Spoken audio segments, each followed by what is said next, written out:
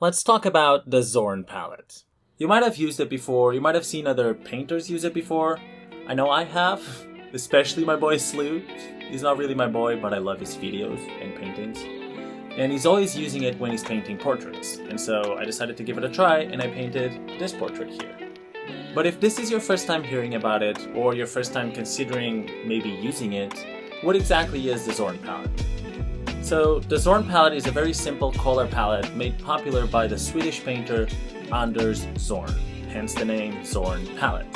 And it's very simple because it only contains 4 colors: ivory black, titanium white, yellow ochre, and originally I think it used vermilion, but nowadays, just for ease of access and everything else, most people use cadmium red, and that's what I'm going to be using. But before I dive into the painting process of the portrait, I decided to do a little color chart to figure out what sort of hues we can achieve, what sort of hues we can't, and have a little battle plan for the portrait. So if you just want to skip to the painting process, go to this minute here. If not, let's continue. For the color chart, I decided to not go too crazy and just do something simple. So I started with a little gradient between all of the different colors and white. Then I did the same thing with black and a mix of black and white. Finally, I did a gradient between the cadmium red and the yellow ochre, again also mixing the blacks and the whites to see what sort of hues we could achieve. And by looking at this, we can clearly see that the most limiting factor about this palette is the lack of blues and greens. The only sort of blue we have is like this cool gray that we get by mixing black and white. And for green is like this army green by mixing the yellow ochre and the black. So with that information, we can see that this color palette is not very suited for pieces that require blues and greens, kind of like landscapes, for example. But it should work pretty nicely with portraits. And since we're talking about portraits, let's start sketching. As the subject of today's piece, I'm going to be using a reference photo of the winner of my portrait giveaway that I did a few months ago. And I'm going to be using this reference photo to be more specific. In terms of reference photos, this is not exactly the best because the lighting is all very soft, there's no clear shadow zones, which generally helps. And the other reason this reference is not very good is because she's smiling with all her teeth. And I don't know about you, but I hate painting teeth. It's so hard. But this is a portrait study, we're challenging ourselves, so let's get to it.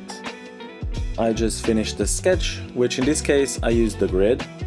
Since I'm going to be giving this portrait to the portrait giveaway winner, I wanted to have the likeness be right, so using a grid just makes it easier and faster, so I can just spend my time on the painting.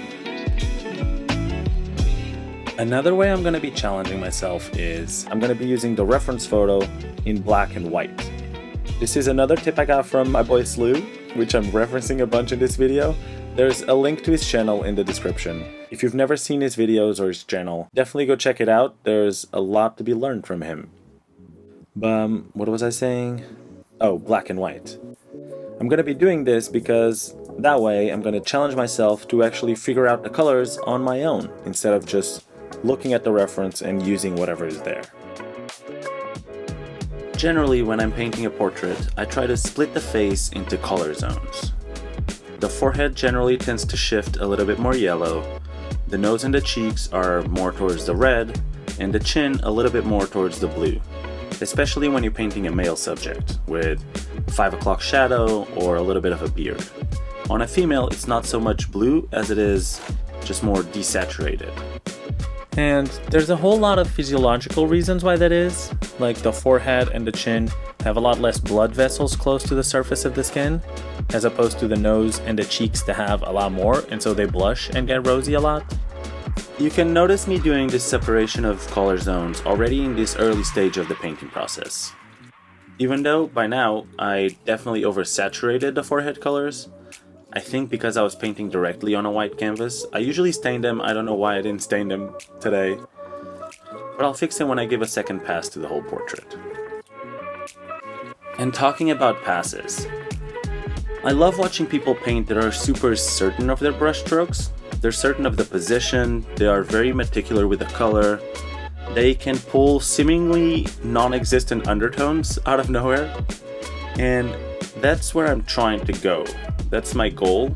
That is definitely not where I am now, but that's where I'm trying to go. Right now where I am, I always have to do 2 or 3 passes in each area of the painting to get it to look the way I want it to. And I like to think that's an acrylics thing, since I paint with acrylics, and maybe if I tried to paint in oils I would be a little better. But I think that's just me having to work on it. So we'll keep challenging ourselves, and I think it's nice to have a goal to look up to. And since today was a day of challenges, I decided to give myself another one. So right now we have using a new color palette for the first time, using a reference with soft light and all of the teeth, and using a reference photo in black and white. And what I also decided to do was to try and paint on an easel. For the past year and a half of my painting experience, 98% of paintings I've done, and that's definitely an accurate percentage, most of the paintings I've done have been on a table, looking down at the paper or the canvas, super up close and personal. But today I wanted to paint upright, put a little bit of distance between myself and the canvas, so I wouldn't get too sucked into the details too soon in the painting process. But after a few passes on the skin, it's time to work a little bit on the smaller parts of the face, the eyes and the old dreadful teeth. And here was where I definitely felt the difference between painting on the table versus painting on the easel. My accuracy with the paintbrush was really bad, even though I was trying to use a little DIY painting stick that I made.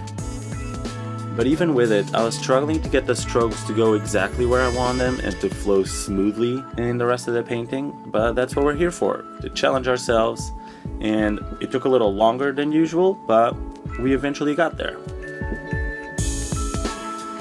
For example, here you can see me struggling with the mouth, going back and trying to fix the lip shape. I had missed my stroke and made them way bigger than they were supposed to be. I also adjusted the color a little bit since I wanted them to have a little bit more of a reddish tone to them. And I decided to knock heads with the teeth a little more.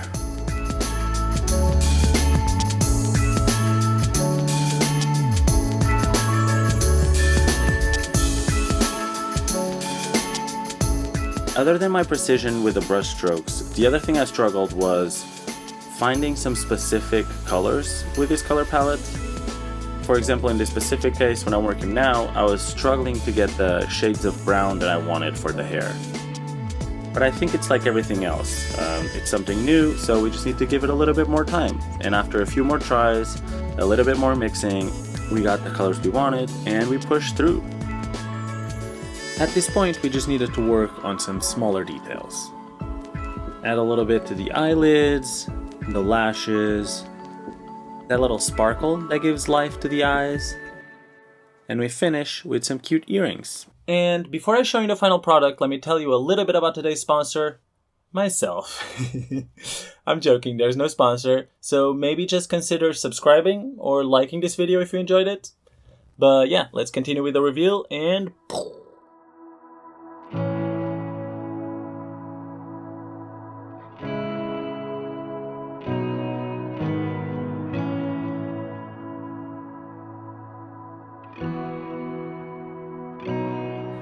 As you might have noticed, after I finished painting the portrait, I decided to paint the background in this yellow tone because I thought it went well with her complexion and it kind of matched the gold earrings.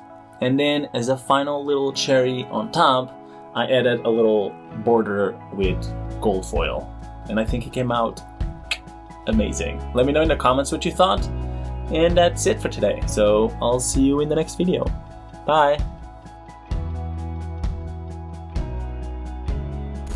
But yeah, I will see you in the next video. That was it for all. That was it for all? That was all for it for today. That was it for today? I don't know what I'm saying. See ya, bye.